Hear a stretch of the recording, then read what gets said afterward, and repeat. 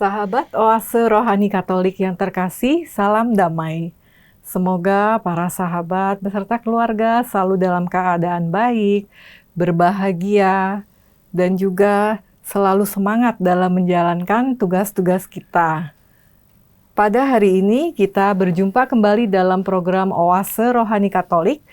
Pada hari ini hari pekan ketiga Prapaskah. Bersama saya, Giovanna Sagita dan Romo yang menjadi narasumber kita hari ini, Romo Karolus Putranto Trihidayat PR. Baiklah, mari kita sapa Romo terlebih dahulu.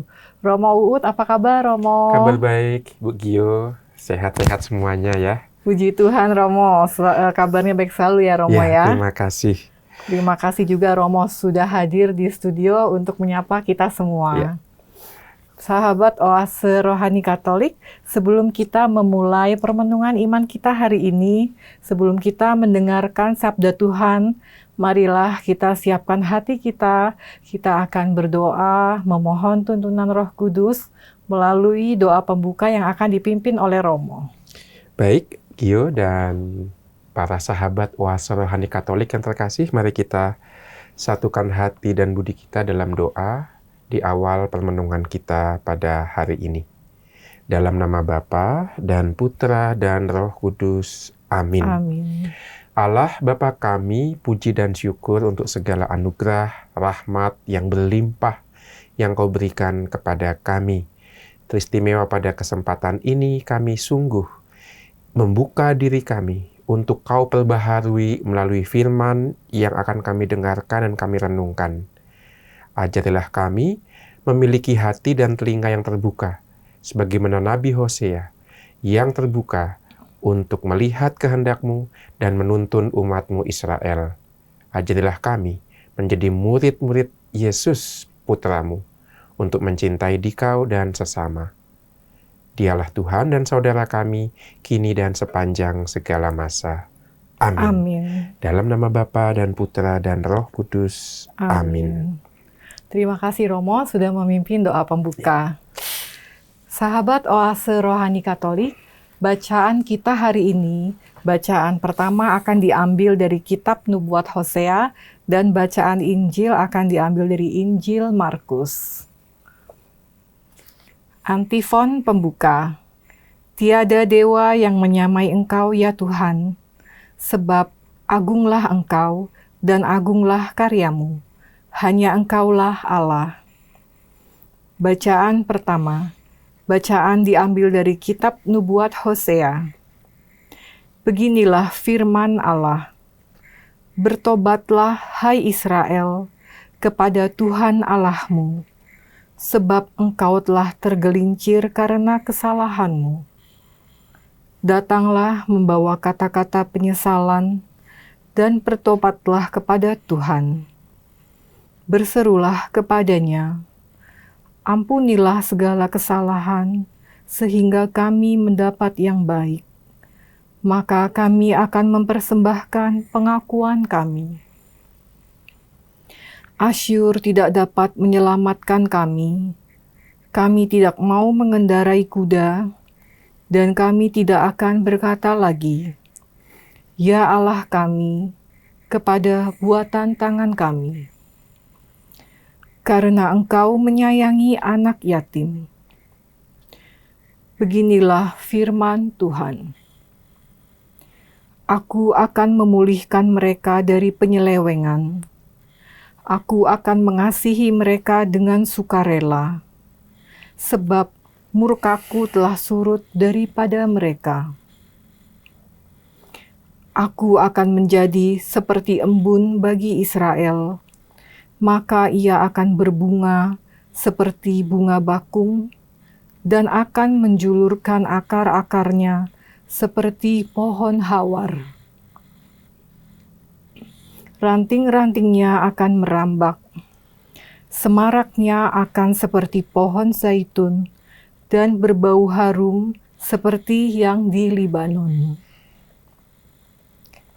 Mereka akan kembali dan diam dalam naunganku. Mereka akan tumbuh seperti gandum. Mereka akan berkembang seperti pohon anggur yang termasyur seperti anggur Libanon. Efraim, apakah lagi sangkut pautku dengan berhala-berhala? Akulah yang menjawab dan memperhatikan engkau. Aku ini seperti pohon sanobar yang menghijau. Daripadaku engkau mendapat buah. Siapa yang bijaksana, biarlah ia memahami semuanya ini. Siapa yang budiman, biarlah ia mengetahuinya. Sebab jalan-jalan Tuhan adalah lurus, dan orang benar menempuhnya. Tetapi pemberontak tergelincir di situ. Demikianlah sabda Tuhan. Syukur kepada Allah. Setelah mendengarkan bacaan pertama, marilah kita menanggapinya dengan mazmur tanggapan. Akulah Tuhan Allahmu, dengarkanlah suaraku. Akulah Tuhan Allahmu, dengarkanlah suaraku. Aku mendengar bahasa yang tidak kukenal. Akulah yang telah mengangkat beban dari bahumu dan membebaskan tanganmu dari keranjang pikulan.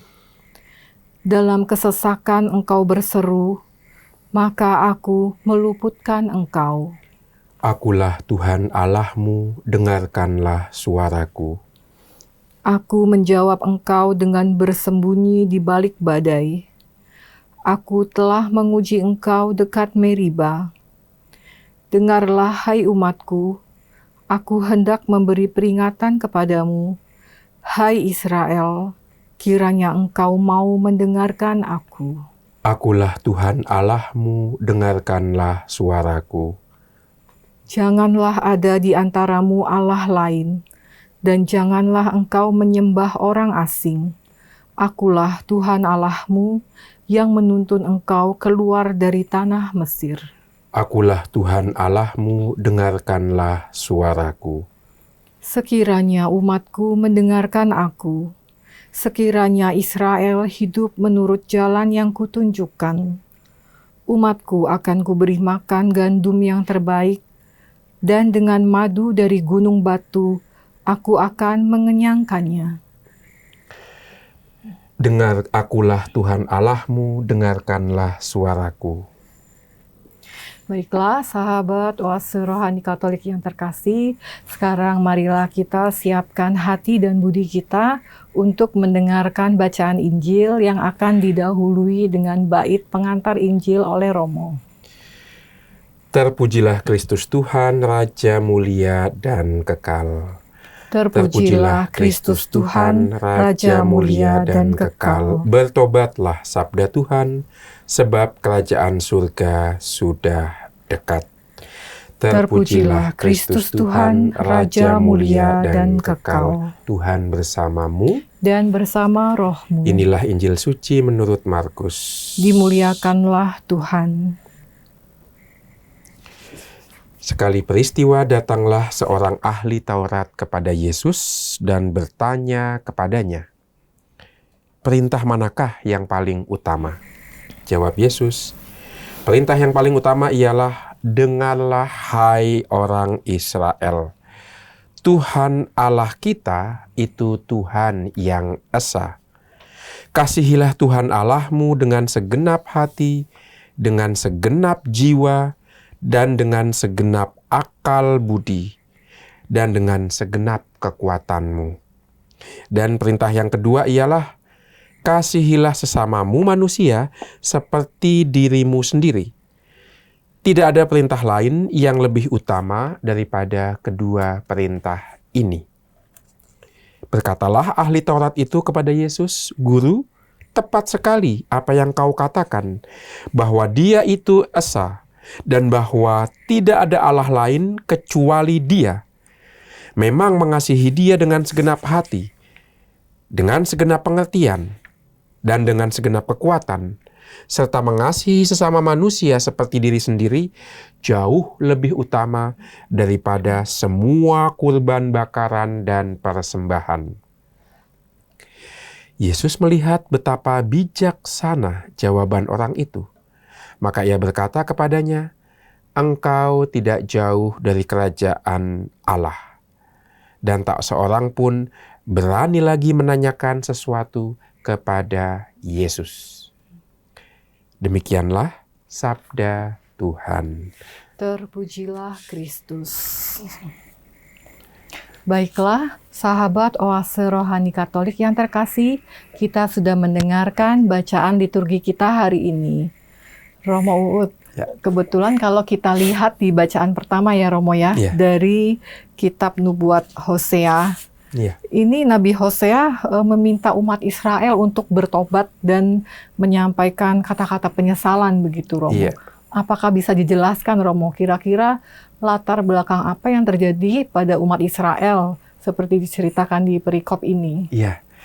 Iya, baik Gio dan para sahabat Oase Rohani Katolik yang terkasih.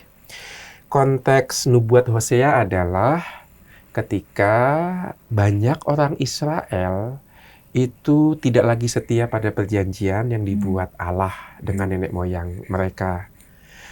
Bagaimana bentuk ketidaksetiaannya? Ada beberapa wujud ketidaksetiaan Israel. Misalnya yang pertama, tidak setia dalam menyembah Allah, menyembah Yahweh. Maka menarik kalau kita lihat dengan bacaan Injil ya. Perintah yang utama adalah dengarlah hai Israel.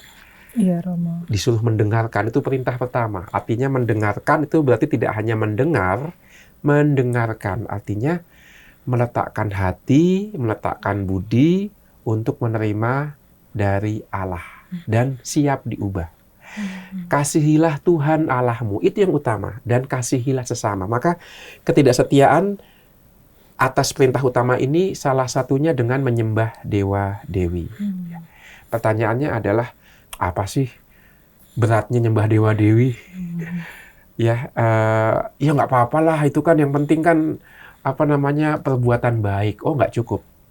Tidak cukup bahwa perbuatan baik itu menutupi penyembahan dewa-dewi. Karena pada masa itu, antara peribadatan, antara ritual keagamaan dengan kehidupan nyata itu tidak terpisahkan. Gambaran yang paling gampang adalah kalau kita, ya agak jauh sih ya, kalau kita ke Pulau Bali. Oh, iya, Ya kan ya, di situ kan antara ritual upacara keagamaan dan kehidupan sehari-hari kan masih menyatu itu. Maka yang saya dengar di Bali itu setiap 2 minggu ada upacara agama dan orang bisa kembali ke kampungnya untuk upacara itu. Yang tinggal di mana ya, kerja di Denpasar lalu tinggal di mana itu akan pulang kampung untuk upacara. Di situ sangat nampak bagaimana kehidupan beragama, upacara keagamaan menyatu erat dengan kehidupan sehari-hari. Bayangkan suasana bangsa Israel seperti itu. Bahwa cara hidup mereka itu tidak bisa dilepaskan dari siapa yang mereka sembah. Dan ketika Israel menempati tanah Kanaan, ya, di situ kan ada godaan untuk menyembah dewa-dewi kesuburan. Mengapa? Karena antara kehidupan bercocok tanam dengan upacara menyembah dewa-dewi kesuburan itu tidak bisa dipisahkan.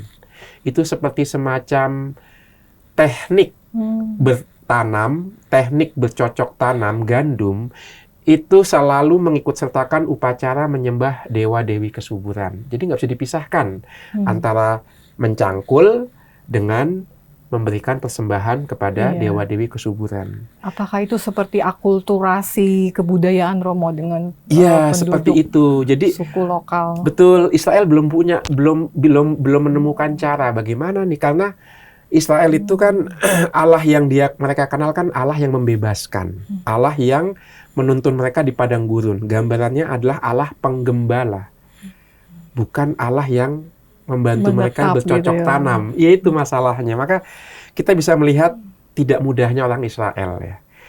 Ada godaan kalau mau bercocok tanam kayaknya bukan dari Allah Yahweh deh. Karena Allah Yahweh itu mungkin memberikan hasil untuk gembala, untuk ternak. Tapi untuk bercocok tanam, kayaknya saya harus menyembah dewa kesuburan yang disembah oleh bangsa Kanaan. Karena lihat bangsa Kanaan menyembah dewa kesuburan, hasilnya ada.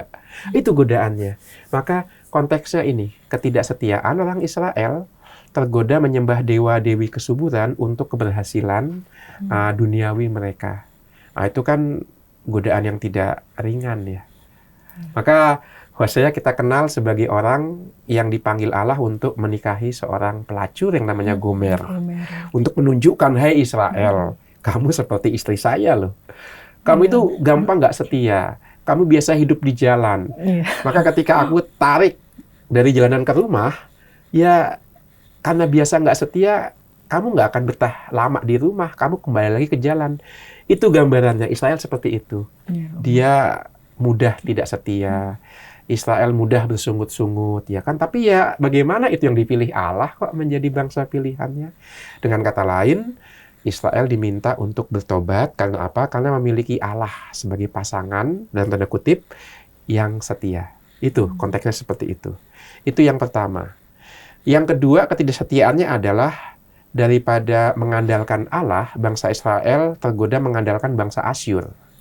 Ya, disebutkan kan ya, Asyur tidak bisa menolong kami. Itu godaannya. Apakah bangsa Israel itu sebelumnya mengalami pembuangan gitu, Romo, ke negeri Asyur? Jadi memang kan posisi bangsa Israel secara geopolitik kan juga agak susah ya. Iya, karena Israel itu kan bangsa yang kecil sebenarnya dibandingkan dengan kerajaan-kerajaan utara. Di situ ada kekaisaran Babilonia, ada kerajaan Persia, ada banyak kerajaan yang di sebelah utara sana lah. Sebaliknya di sebelah selatan ada kekaisaran besar yang namanya Mesir. Jadi Israel itu dihimpit dua kekuatan dari utara dan selatan. Maka untuk bisa bertahan hidup, Israel harus pintar-pintar negosiasi politik. Kalau yang utara lebih hebat, maka Israel akan coba ikut koalisi yang di utara. Tapi ketika utara mulai lemah, yang Israel akan mulai coba bangun koalisi sama yang Mesir di selatan. Jadi Israel terpaksa harus negosiasi itu supaya bertahan hidup. Tetapi secara praktis itu mungkin bisa menyelamatkan, tetapi lupa, jangan andalkan itu. Jangan andalkan kekuatan-kekuatan politik utara dan selatan. Asyur ada di utara. Ya. Oke, itu secara praktis bisa, tapi jangan lupakan. Andalkan Tuhan. Nah ini, maka lihat, godaan Israel nggak gampang loh. Yaitu tentang keberhasilan dalam hidup sehari-hari, keberhasilan untuk bisa punya panenan gandum, dan keberhasilan untuk keselamatan nasional karena ada di tengah-tengah dua kekuatan besar. Maka kita bisa bayangkan perjuangan iman bangsa Israel. Ini yang membuat Nabi Hosea diutus untuk mengundang Israel bertobat. Bertobatlah. Ya, apa artinya bertobat? Andalkan Tuhan. Jangan menyembah kekuatan lain dan jangan hanya berpangku, bersandar pada kekuatan politik, hitung-hitungan politik manusiawi. Iya, Romo. Andalkan Tuhan. Ini undangan Nabi Hosea kepada Israel, konteksnya seperti itu. Iya, Romo. Ya. Jadi Nabi Hosea bisa dibilang Nabi yang diutus oleh Tuhan Allah ya, Romo. Betul. Ya, untuk menyampaikan pesan pada bangsa Israel agar bangsa Israel kembali bertobat, ya, sehingga Tuhan Allah akan bisa kembali mengasihi dan memulihkan bangsa Israel. Betul, iya. Karena kalau tidak bertobat kan artinya tahu bahwa cara hidup yang lama itu tidak membawa pada kebahagiaan. Tapi ada cara hidup yang baru yang lebih baik. Nah, kalau nggak bertobat berarti masih memeluk cara hidup yang lama. Belum bertobat berarti Israel masih mengandalkan hitung-hitungan politik. Tidak mengandalkan kekuatan Tuhan yang dalam sejarahnya selalu menunjukkan kesetiaan dan keselamatan. Nah, maka Israel diundang untuk bertobat, berani dalam hatinya mengandalkan Tuhan, setia kepada Tuhan seperti pasangan setia kepada teman hidupnya. Ya, saking intimnya relasi itu sampai-sampai digambarkan seperti kehidupan pasangan suami istri, Israel dan Yahweh. Allah Yahweh. Allah Yahweh itu. Maka Ya diminta Allah. setia, itu dia. Yang menarik adalah undangan untuk bertobat itu tidak hanya dengan sikap batin ya, tapi lihat Nabi Hosea mengatakan, datanglah membawa kata-kata penyesalan. Tidak cukup dengan dalam hati, tapi harus terungkap melalui kata-kata. Itu kan menarik ya. Tidak cukup dengan niat. Tidak cukup aja dengan ya, niat, Romo, tapi ungkapkan juga dengan kata-kata. Ini mengingatkan kita akan praktek sakramen Iya, Romo. rekonsiliasi ya. Apalagi di masa Di Prapaskah masa pasti ada Prapaskah. kesempatan untuk Itu itu, Romo. dia, iya. Datang dalam pengakuan, mengatakan aku menyesal, dan berjanji tidak akan berbuat dosa lagi. Itu, maka tidak cukup dengan niat, dengan sesuatu dalam hati, perlu dibantu dengan ungkapan verbal, dengan kata-kata. Datanglah membawa kata-kata penyesalan dan mohonlah ampun. Diungkapkan juga. Itu menarik di situ. Iya, Romo. Jadi menarik tadi Romo bilang bahwa di sakramen rekonsiliasi itu kita datang, kita mengakui kesalahan kita. Tentunya kita juga mengakui ya Romo ya bahwa Tuhan yang mempunyai kuasa untuk mengampuni dan menyelamatkan kita ya Romo. Betul. Tapi kitanya sendiri juga tentunya diadak untuk sesudahnya menjauhi perbuatan dosa ya Romo. Iya, betul. Kerap kali kan kita bilang, aduh Tuhan apa nggak bosan ya? Kita berdosa lagi, datang lagi minta ampun, berdosa lagi, datang lagi. Tuhan nggak pernah bosan. Ya. Tuhan seperti bapak yang menunggu anaknya. Tuhan nggak akan pernah bosan. Mengapa? Karena dia nggak punya... Allah Bapa tidak tinggal dalam ruang dan waktu. Jadi nggak akan pernah bosan. Kita yang kerap kali bosan, kita yang kerap kali tergoda, ya udahlah nggak usah bertobat lah ya, gitu-gitu aja kok. Kita nggak boleh begitu. Maka pesan Nabi Hosea dalam bacaan pertama, membangkitkan dalam diri kita sikap, tidak hanya sikap tobat, tapi keberanian untuk berharap.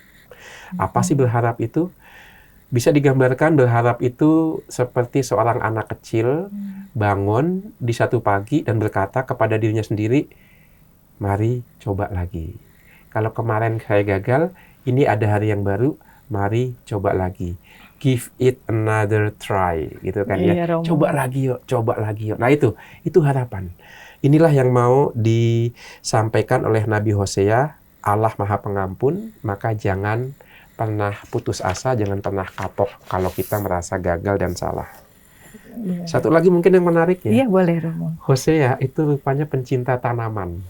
Iya. Kalau kita dengarkan setelah teliti, Israel yang bertobat dan hidup mengikuti perintah Allah itu akan hidup seperti tanaman yang subur ya. Tanamannya juga macam-macam, bukan hanya tanaman yang menghasilkan buah, menghasilkan biji gandum, yang bisa kita petik, ada hasilnya, punya produksi, nggak hanya itu.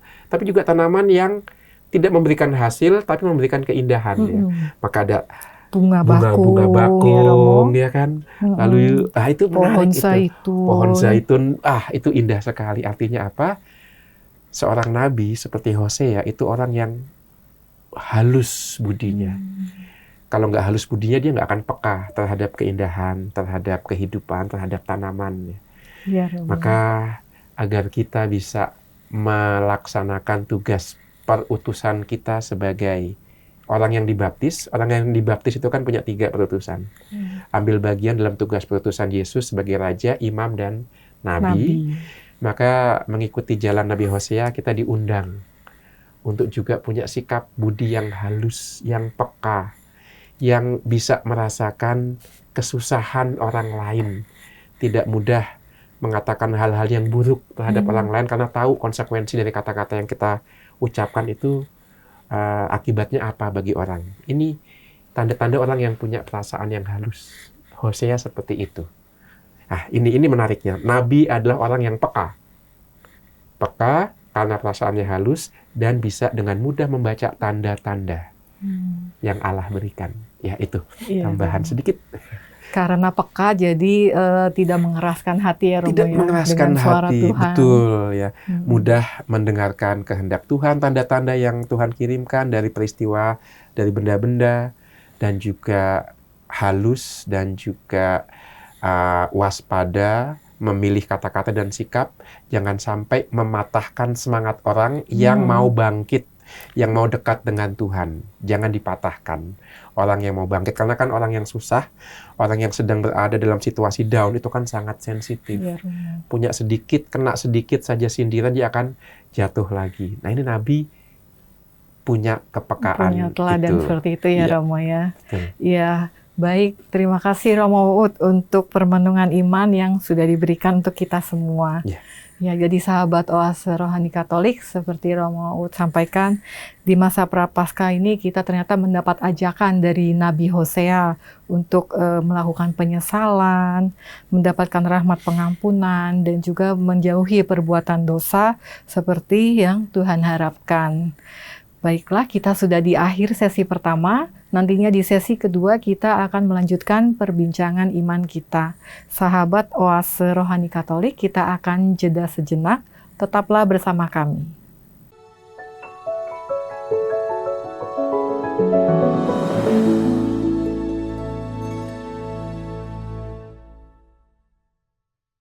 Sahabat Oase Rohani Katolik yang terkasih, mari kita lanjutkan permenungan iman kita pada sesi kedua, masih bersama Romo Karolus Putranto Tri Hidayat PR dan saya Giovanna Sagita. Kami sampaikan kembali informasi bagi para sahabat yang ingin memberikan saran, masukan maupun sharing iman dapat dikirimkan ke alamat email kami orkaj2021@gmail.com ataupun ke nomor WhatsApp kami di 0881 0251 33438. Baiklah Romo, setelah tadi di sesi pertama Romo sudah banyak memberikan inspirasi iman dari bacaan pertama ya Romo ya, dari Nabi Hosea. Sekarang Romo di sesi kedua ini, kira-kira apa Romo yang dapat kita pelajari dari bacaan Injil? Menarik dalam bacaan Injil, kita berjumpa dengan syahadatnya orang Yahudi, yaitu Shema Israel. Shema Israel artinya dengarlah hai Israel. Itu semacam inti dari iman orang Yahudi. Bahwa di situ kita melihat kredo atau syahadat orang Yahudi adalah Tuhan itu Esa. Kasihilah Tuhan Allahmu dan kasihilah sesamamu. Itu syahadatnya itu. Maka ini bisa kita katakan menjadi inti dari keyakinan dan iman orang Yahudi. Keesaan Allah, Tuhan, dan perintah kasih. Mengasihi Allah. Kasih Allah dan sesama. Ya, itu. Ini yang pertama-tama menarik perhatian. Kita berjumpa dengan Shema, dengan syahadat, dengan inti dari inti iman orang Yahudi. Inti iman. Maka kalau kita hubungkan dengan syahadat kita ya, ada hubungannya di situ.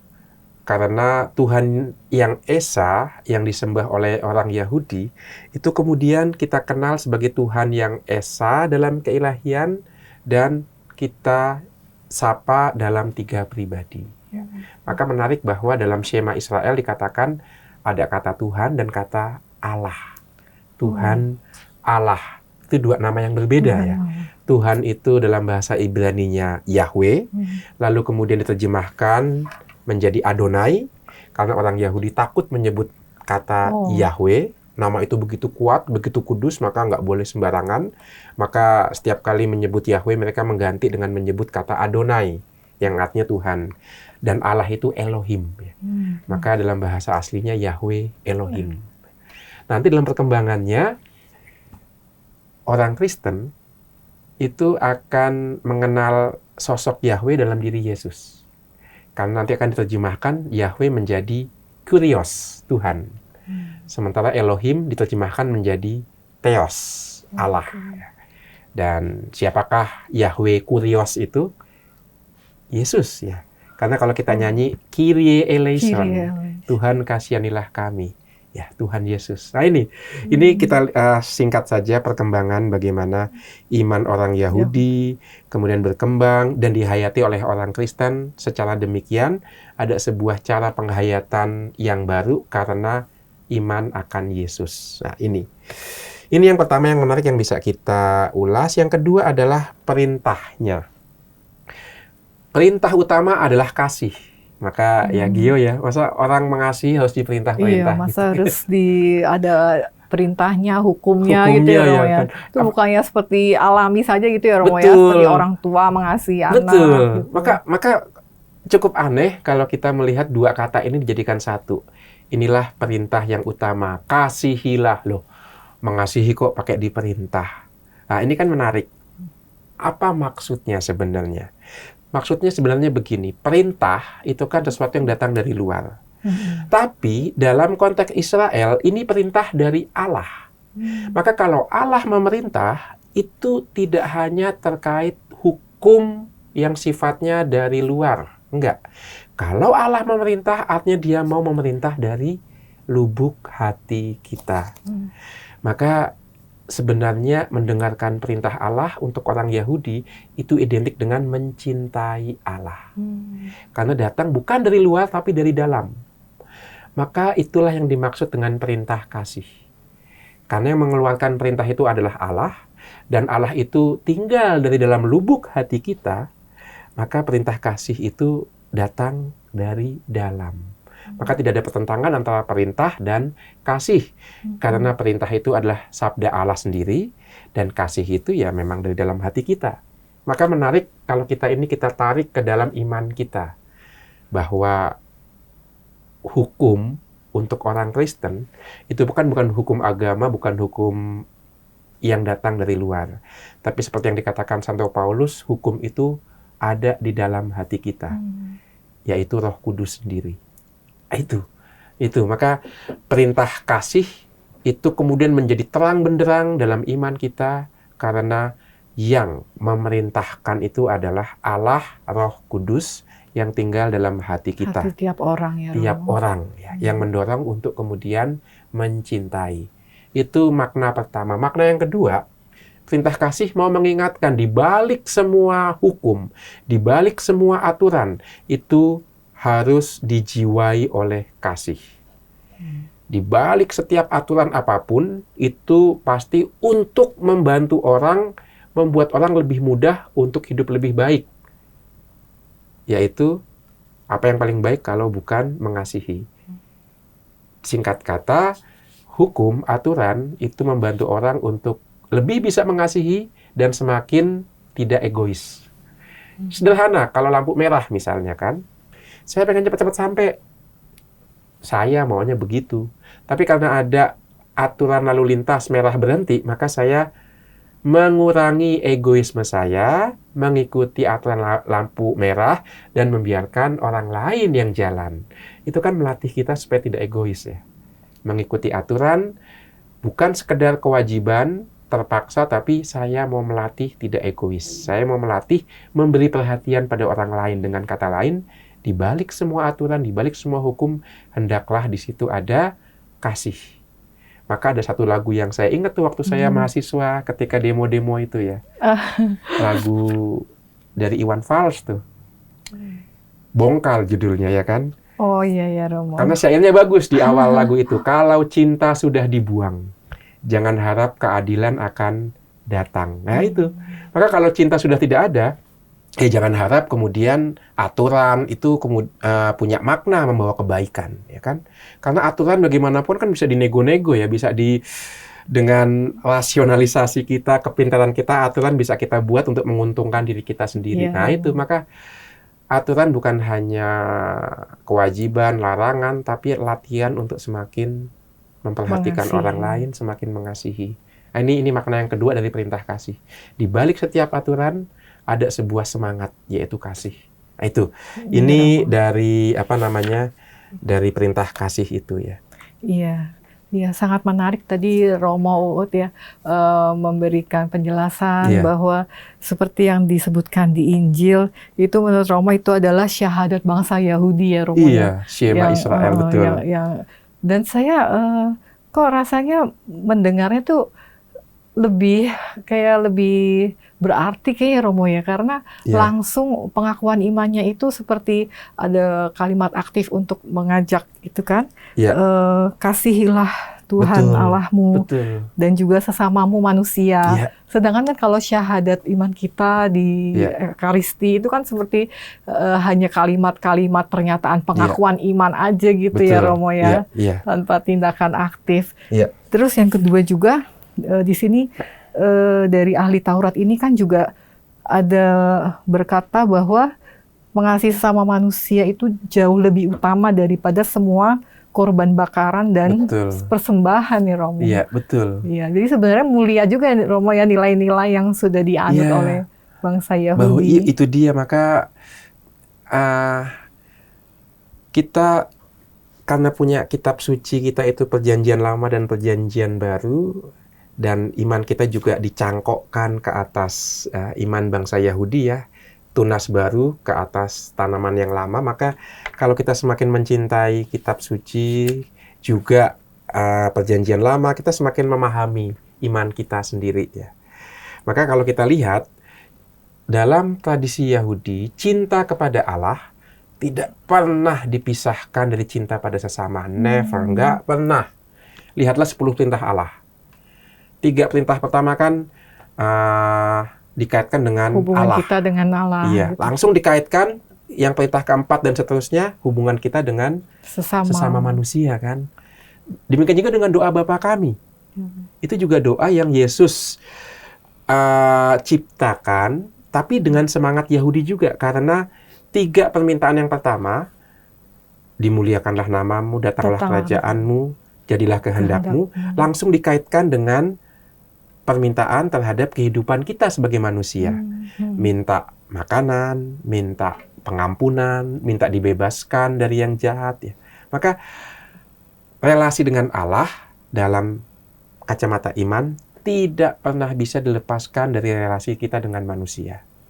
Dirumuskan dengan sangat indah oleh penulis surat Rasul Yohanes ya, mengatakan bagaimana mungkin kamu bisa mencintai Allah yang tidak kelihatan kalau tidak mencintai sesamamu manusia yang kelihatan. Ya, Nah itu adalah akarnya di situ. Cinta pada Allah tidak pernah bisa dilepaskan dari cinta pada manusia. Dan sebenarnya dalam kredo kita itu walaupun tidak ada perintah untuk mengasihi ya, tetapi di dalamnya mengandung sebuah undangan untuk berelasi. Karena kan kredo kita kan Allah Bapa, Allah Putra, Allah Roh Kudus. Iya. Allah Bapa yang mengutus Allah Putra sampai menjadi manusia, sampai sengsara, sampai wafat, disalib. Dan kemudian Allah Bapa, Allah Putra mengutus Allah Roh Kudus untuk tinggal dalam hati kita, menghimpun kita. Maka dengan mengucapkan kredo kita diundang untuk berelasi. Seperti relasi Allah Tritunggal. Dan relasi yang paling penting yaitu kasih. Memang tidak eksplisit perintah kasih, tetapi dalam kredo itu kan kelihatan kasihnya ya, Allah Bapa yang menciptakan, Allah Putra yang menebus, Allah Roh Kudus yang membangkitkan segala yang baik dalam diri kita. Maka itu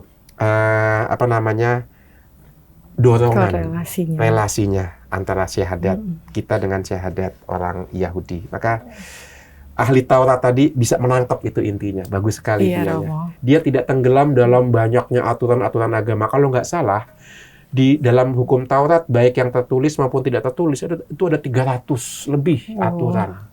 Makanya pertanyaannya masuk akal kan? Iya. Yes, Rabi, saya itu sebagai orang ahli Taurat itu tahu ada begitu banyak pasal-pasal dalam hukum Taurat. 300 lebih. Kami nggak mungkin menguasai semuanya. Udahlah, yang paling penting yang mana? Itu kan kurang lebih kalau saya rumuskan lagi ya. Udahlah, yang paling pokok yang mana deh?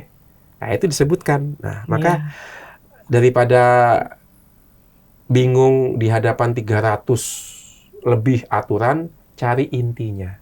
Dan intinya adalah ini. Hukum kasih. Hukum kasih. Mengasihi Allah dan mengasihi sesama. Yang lainnya itu turunannya. Iya, Romo. Begitu. Ya. Lalu Romo, kita sebagai manusia biasa ya Romo ya, itu bagaimana Romo kita supaya bisa seimbang antara mengasihi Tuhan Allah dengan sesama Romo? Iya, bagaimana caranya? Nah itu dia. Itu seperti orang naik sepeda. Kalau naik sepeda kan, kalau genjot itu kan naik, turun, naik, turun. Ya kan mesti, kalau nggak gitu nggak jalan. Maka mengasihi Allah, mengasihi sesama juga seperti itu. Kalau kita sudah memperhatikan sesama, memberi pertolongan, memberi perhatian, meluangkan waktu untuk sesama, saatnya sekarang naik, meluangkan waktu untuk Tuhan. Maka antara praktek kasih dan praktek doa itu nggak pernah bisa dipisahkan. Seperti orang naik sepeda kan, harus digenjot naik turun, demikian juga. Praktek kita dalam pelayanan, memperhatikan orang lain, itu diiringi dengan hidup doa berdoa kita. Semakin kita semakin dalam pelayanan kita, semakin tinggi harusnya doa-doa kita juga. Harus karena sebanding lurus ya, sebanding Romo. lurus ya. Karena kalau hanya dalam pelayanan semakin dalam, doa kita nggak tinggi, kita tenggelam gitu. Kita exhausted, kecapean. Itu maka lihat apa yang dibuat Tuhan Yesus saja tuh. Dia kan sibuk tuh seharian menyembuhkan orang sakit, ngasih makan orang, ngajar. Dari pagi sampai sore itu, sampai nggak ada waktu untuk makan, bayangkan. Tapi apa yang Yesus buat?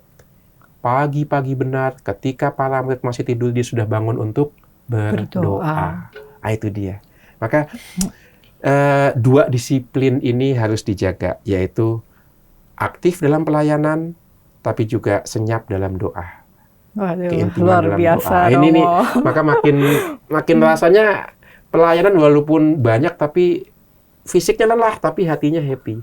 Karena mendapatkan kesegaran dari doa relasi dengan Allah. Dan yang menarik, semakin kita akrab dengan Allah dalam doa, semakin ada dorongan untuk semakin melayani. Itu. Tidak ada orang yang sudah disentuh oleh Allah dalam doa, lalu tidak melayani, tidak ada. Buah doa yang paling konkret adalah pelayanan. Jadi memang saling melengkapi dan saling mensupport ya Romo ya, betul. Antara kasih dan doa ya Romo. Betul. Dan maka disebutkan kasihilah Tuhan Allahmu dulu. Supaya apa? Karena Allah yang membangkitkan kasih kepada sesama dalam diri kita. Itu. Iya. Ya, baik Romo, kita sudah mendapatkan banyak pembahasan dan masukan dari Romo dari sesi pertama maupun kedua ini. Apa boleh Romo diberikan lagi poin-poin kesimpulan Romo agar kita ingat Romo dengan iman kita hari ini? Baik. Kesimpulannya itu ada dalam bacaan Injil hari ini, yaitu mengasihi Allah dan mengasihi sesama. Kasih berarti menyerahkan yang terbaik dalam diri kita bagi yang lain. Pertama-tama untuk Allah, dan juga kemudian dari situ Allah mengutus kita untuk memberikan yang terbaik kepada sesama. Kasihilah Tuhan Allahmu dan sesamamu dengan jiwa, daya ingat kita, pengertian kita, kehendak kita, hati, di situ keputusan-keputusan kita, kekuatan, dan dengan segenap tenagamu, yaitu tenaga kita, gerakan kita, dan psikomotorik kita ya, karya-karya kita. Nah itu, kasih melibatkan semua kemampuan manusiawi kita. Ya. Terima kasih Romo Uut untuk inspirasi iman yang sudah diberikan untuk kita semua. Sahabat Oase Rohani Katolik yang terkasih, kita akan menutup acara kita hari ini dengan doa dan berkat penutup dari Romo. Silakan. Ya, baik, mari kita satukan hati dan budi kita. Dalam nama Bapa dan Putra dan Roh Kudus. Amin. Syukur ya Allah untuk firman-Mu, untuk kesempatan bercakap-cakap dalam terang firman-Mu, semakin menemukan kehendak-Mu, menimba kekuatan daripadamu. Utuslah kami untuk mencintai-Mu dan menerima kekuatan dari-Mu untuk mencintai sesama kami, khususnya mereka yang kecil, tersingkir, dan dilupakan. Dalam Yesus Putra-Mu Tuhan dan Saudara kami, kini dan sepanjang segala masa. Amin. Amin. Tuhan bersamamu. Dan bersama roh-Mu. Semoga kita, keluarga kita, semua yang kita doakan, dan juga perutusan yang Tuhan percayakan, senantiasa diberkati oleh Allah yang Maha Kuasa, Bapa dan Putra dan Roh Kudus. Amin. Sahabat Oase Rohani Katolik yang terkasih, terima kasih untuk kebersamaan kita dalam permenungan iman kita hari ini. Kita akan berjumpa kembali di program Oase Rohani Katolik edisi berikutnya. Kami pamit undur diri, selamat melanjutkan aktivitas Anda dan Tuhan memberkati.